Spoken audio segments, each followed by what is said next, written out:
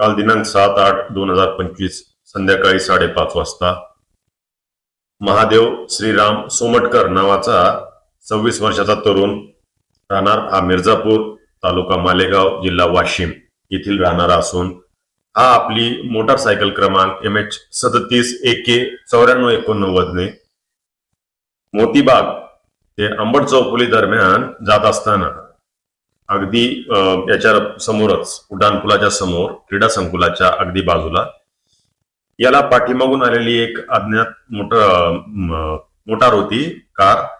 तिचा नंबर होता MH48P 9986. याच्या चालकाने हायगाईनी व बेदरकारपणे वाहन चालवून पाठीमागून ठोस दिली. त्याच्यामध्ये तो जबर जखमी झालेला होता.